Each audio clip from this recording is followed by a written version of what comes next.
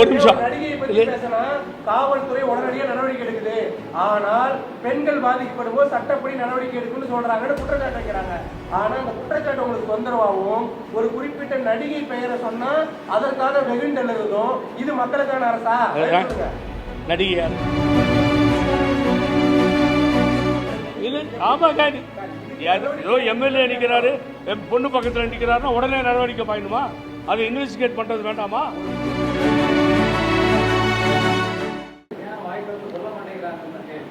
யார் வாய் திறக்காத பொம்மை முதல்வர்னு சொல்றாங்க. வாய் திறந்தாதான் அதிருது அரங்கம். அரங்கம் அதிருது இல்லை, ஏதாவது பேசிட்டா இப்படின்னாவே இப்படின்றதுக்கு ஒரு ஆட்டமும் டான்ஸும் இப்படின்ட்டாரு அசம்பிளியில். என்ன என்ன என்ன அமைதின்னு எடுத்துக்கோங்களேன், இப்படின்னா அமைதின்னு எடுத்துக்கோங்க, அமைதியின் புரட்சின்னு எடுத்துக்கோங்க, நல்லதை நினைங்க. இப்படி பண்ணும்போது ஏன் தப்பா நினைக்கிறீங்க? என்ன மாற்றம் இல்ல இல்ல இது 3 மாசத்துல நீங்க குறைகளை சொல்லக்கூடாதுங்கிறீங்க. அப்படி என்ன கொண்டாட்டத்துல ஈடுபடுறதுக்கோ இல்ல பாராட்டுறதுக்கோ என்ன அந்த மாதிரி நடந்துச்சு? விவசாயிகளுக்கு ஏதாவது நடந்துச்சா? கர்நாடகாவில காவிரி நீரை மீட்கிறதுக்கு ஏதாவது முயற்சி எடுத்தாரா? இன்னொன்னு கர்நாடகாவுக்கு ஆதரவாக தான் சட்டமன்றத்தில் தீர்மானம் கொண்டு வந்திருக்கீங்கன்னு விவசாயிகள் விமர்சிக்கிறாங்க. அதை பத்திலாம் வாய் திறக்காத முதல்வர் நீங்க புரட்சி பண்ணிட்டாரு அதை பண்ணிட்டாருன்னு சொல்றதுல என்ன உங்களுக்கு தார்மீக உரிமை? இப்ப பட்ஜெட்டுக்கு யார் பதில் சொல்லணும்? முதல்வர் தான் சொல்லணும். தினம் உட்காந்து உங்கள்கிட்ட பேச வேண்டிய அவசியம் என்ன இருக்கு? இல்ல தினம் பேச வேண்டிய அவசியம் முதல்வராக இருக்க வேண்டாம். எழுச்சி நடுவில் பேசுவாங்களா? நடுவில் பேசல. நான் வந்தா உடனடியா அதுக்கான நடவடிக்கை எடுப்பேன், கடுமையான நடவடிக்கை எடுப்பேன்னு ஒவ்வொரு பிரச்சாரத்திலையும் பேசினாரு. எத்தனை பெண்கள், இந்த பெண்கள் சின்ன குழந்தைங்களால முதலமைச்சர் ஆனவர் தான் விஜய். ஆனா அந்த குழந்தைகள் பாதிக்கப்படும் போது வாய் மூடி மௌனமா இருக்காரு. சட்டப்படி நடவடிக்கை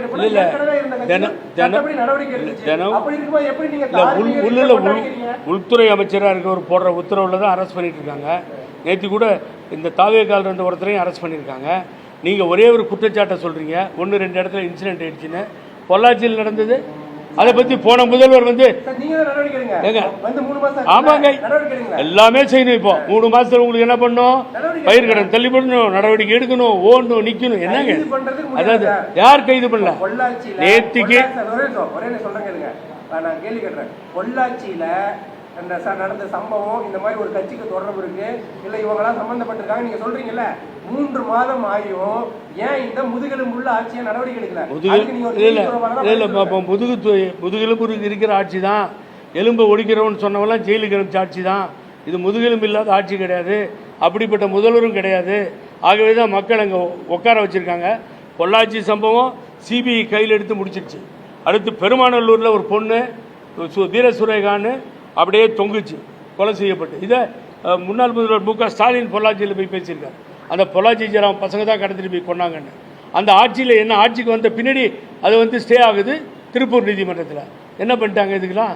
இன்றைக்கி தான் ஆட்சியில் உட்காந்தோடனே தேடுறீங்க எங்கே குறைகள் இருக்குது, எந்த குறைகளை கண்டுபிடிச்சி சொல்லலாம். இந்த அரசு தொந்தரவு பண்ணும். ஆகவே அதில் நீங்கள் வெற்றி காணவே முடியாது. இந்த அரசு நல்ல விதத்தில் என்ன இல்லை நடவடிக்கை இல்லை நியாயமா இல்லை இல்லை இல்லை இல்லை இல்லை நடவடிக்கை இல்லை இல்லை இல்லை இல்லை ஒரு நிமிஷம். காவல்துறை உடனடியாக நடவடிக்கை எடுக்குது, ஆனால் பெண்கள் பாதிக்கப்படும் போது சட்டப்படி நடவடிக்கை எடுக்குன்னு சொல்றாங்கன்னு குற்றச்சாட்டு வைக்கிறாங்க. ஆனா அந்த குற்றச்சாட்டு உங்களுக்கு தொந்தரவாகவும் ஒரு குறிப்பிட்ட நடிகை பெயரை சொன்னா அதற்காக வெகுண்டல் இருக்கும். இது மக்களுக்கான அரசா? நடிகை யாரு? இல்ல நீங்க சொல்லுங்க இருங்க சார், நீங்க சொல்லுங்க நடிகை இல்ல எந்த எந்த நடிகை இல்ல இல்ல யாரு யாரு ஏங்க ஒரு இல்ல இல்ல ஒரு நிமிஷம் வர ஏங்க இல்ல இல்ல எந்த இல்லையா நீங்க சொல்ல வேணாம், நான் சொல்றேங்க. நீங்க மறைக்கிறீங்க.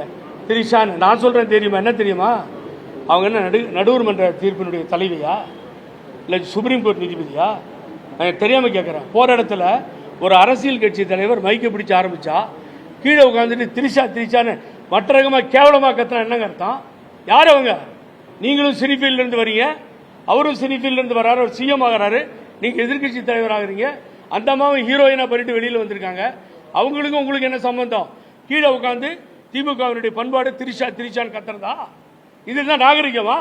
அதை எதிர்கட்சி தலைவர் உதயநிதி ஸ்டாலின் சொல்லியிருக்கணும். வேண்டாம் இதெல்லாம். நான் சினிஃபீல்டு இருந்தால் அவங்களும் வந்திருக்காங்க. நாகரிகமாக நடந்துக்கோங்க அப்படின்னு. ஆக ரொம்ப கேவலமாக மேடையில் வந்து உட்காந்துன்னு திமுகவுடைய கொள்கையாது, கோட்பாடாது. ஏன் அந்த மாதிரி இழுத்து கத்துறீங்க நீங்கள்? நாகரிகமாக பேசணுங்க. ஏதோ நடிகையை கம்பேர் பண்ணி பேசுறீங்க. என்னத்துக்கு பேசுறீங்க நீங்கள்? ஸ்ரீவைகுண்டம் சட்டமன்ற உறுப்பினர் இல்லை மாத்தாதீங்க. ஒரு பெண் நீங்கள் பாதிக்கப்பட்டதா புகார் இல்லை நீங்கள் சார் ஒரு அமைச்சர் சொல்றாரு டெய்லி எம்எல்ஏ இல்லை அந்த பெண்ணை பார்த்ததே இல்லைன்னு. அந்த பெண்ணும் அந்த அமைச்சர் இருக்கிற புகைப்படத்தை அந்த பொண்ணு வெளியிட்டு இருக்கு. ஆனா அவர் மீதெல்லாம் நடவடிக்கை எடுக்காத இந்த அரசு இல்லை ஒரு நிமிஷம் இந்த நடிகை பெயரை குறிப்பிட்டு நடவடிக்கை எடுக்குது. இல்லை ஆமா நிச்சயமா செய்வாங்க. யார் பாதிக்கப்பட்டாலும் பாதிப்பு தான். ஒரு நிமிஷம் நான் சொல்றேன். சிவராஜன் தானு நஞ்சேகவுடு ஒசூர்ல எம்பிஆர் என்னவர், அவர் படம் கூட வந்துருச்சு. சிவராஜ் தானுன்னு பப்ளிஷ் ஆயிடுச்சு. அம்மா ஒரே ஆச்சரியம், பக்கத்தில் நிற்கிறாங்களேன்னு சொல்லி வெரிஃபை பண்ண என்னாச்சு, கடைசியில் சிவராஜ் தானு இல்லை, சுபாவும் சிவராஜனும் இல்லை. இல்லை ஆமாங்க, ஏதோ எம்எல்ஏ நிற்கிறாரு, பொண்ணு பக்கத்தில் நிற்கிறாருன்னா உடனே நடவடிக்கை பாயணுமா? அதை இன்வெஸ்டிகேட் பண்ணுறது வேண்டாமா? ஒரு பொண்ணு ஒரு புகார் கொடுக்குறாங்க. அப்படி சொன்னீங்கன்னா